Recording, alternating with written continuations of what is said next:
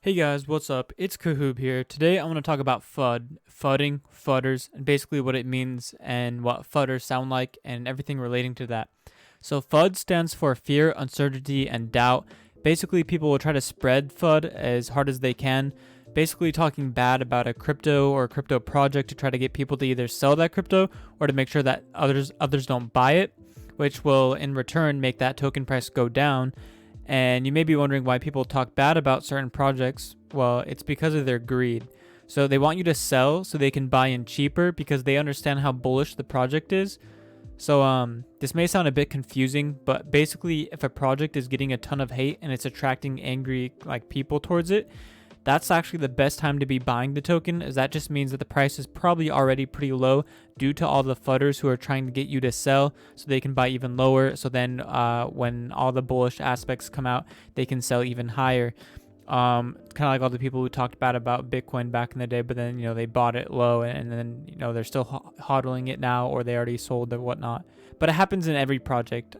Even newer projects, people will try to spread FUD about it, be like, they'll say things like, there's no audit on this project, there's no there's unlimited supply, there's a way for you to mint these tokens, basically create them out of nothing. They'll say a bunch of things like that, even though they're lies, just to try to pretend something's a rug pull or whatnot, to get all these people to sell, to make it cheaper for them to get in faster. And so all these people will try to tell you all these fudders will basically just try telling you all these negative aspects of a project or a token, and they'll also try saying how it's a scam and things like that. So I actually recently saw on Reddit someone saying that they listened to the fudders and sold CRO at a loss, and they could have been in really high profit right now if they didn't listen to the FUD. Also, I saw someone else on Reddit who was possibly thinking about staking for the Ruby Red debit card while CRO was at 6 cents, but due to all the fudders fudding in the subreddit of Cryptocom at the time, they avoided it, which just means that the fudders got exactly what they wanted, to basically get people not to buy it or to sell it so that they can get in at that price. So if that person staked for the Ruby Red at 6 cents, they currently would have been over double their money, and their 2% cashback and Spotify reimbursements would have been doubled as well, a little bit over, if they hodled their CRO rewards. So make sure you don't listen to fudders, as they're just here to basically screw you over. One of the biggest fudders for CRO specifically is actually a YouTuber influencer named Denome.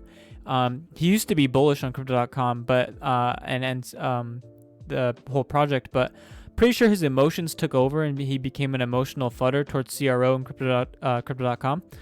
And a lot of people in the Crypto.com community know Denome, as I remember seeing on the 70 billion token burn announcement on Reddit. Someone commented, "I wonder why Denome's so silent now," or "Where's Denome?" Or things like that, kind of making fun of Denome when very bullish news comes out like that.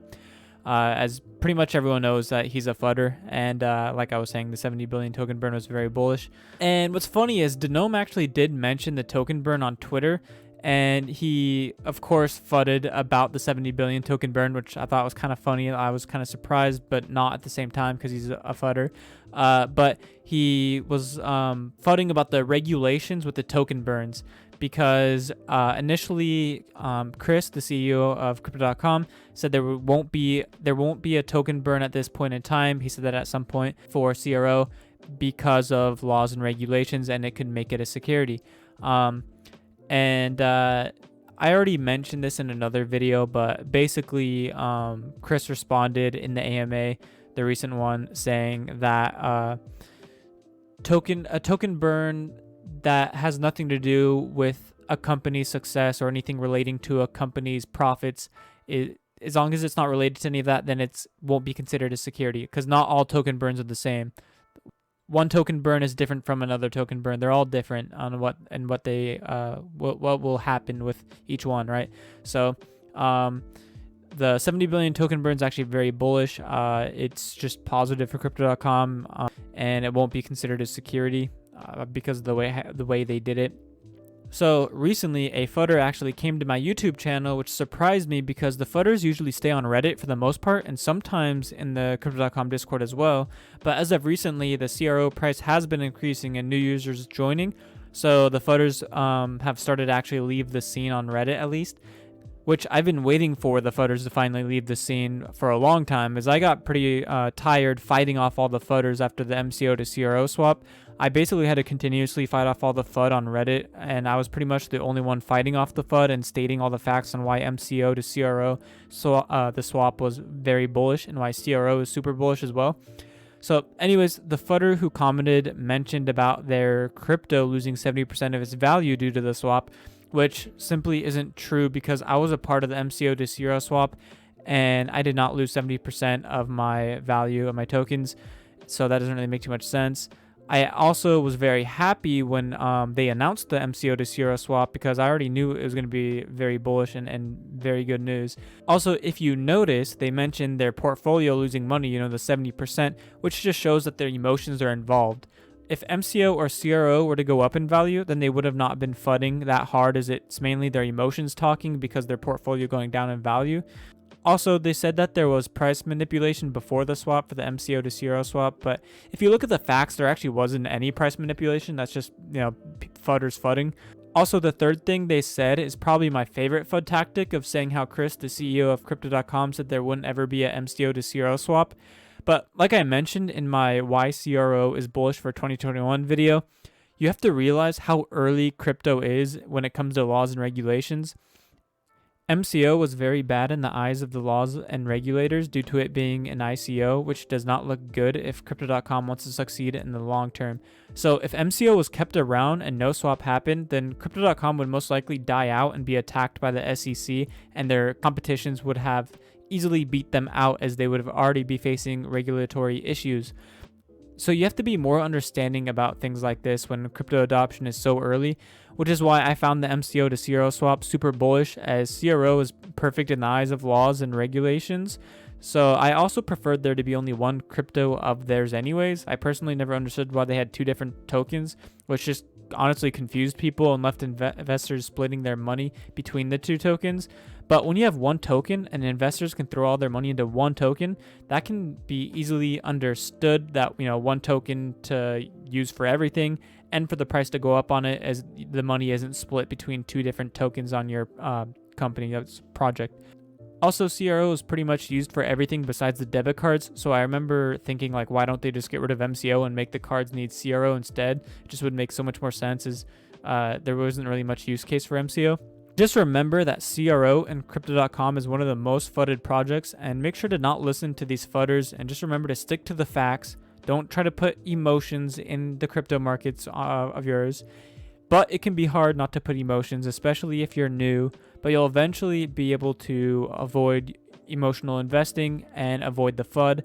And that's when you'll be able to see the FUD, when you can, and emotional investors from a mile away, once you are more used to it and understand what FUD is and emotional investing and how that all works. So yeah, just wanted to make this video to tell you guys about all the FUD and to protect yourself from all the FUD out there. Another thing I want to mention, one last thing, is I'm going to link this down below. It's the August 4th, 2020 live AMA with Chris Marzalek. Let me actually go back to that. That was kind of weird. But anyways, in here, Chris Marzalek talks about the MCO to CRO swap and why it was done and what was needed and why they did it the way they did it and all of that. And I really like this article. It's very bullish. I remember reading this when it first came out, and I was pretty happy. I really liked it, and it made perfect sense.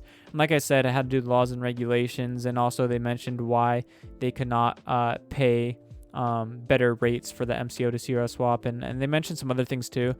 And this basically beats out all the FUD that's out there about the MCO to CRO swap. So I never really understood this. I think it's because people don't really look for these articles. They just listen to these fudders and they just ask the fudders. And of course they're going to be biased. But if you look at the facts like I do on like this article, then you can really see that it was very good for investors. So I was actually a part of the MCO to CRO swap. I don't know if I already said that, but I actually had 50 MCO for the Ruby Red.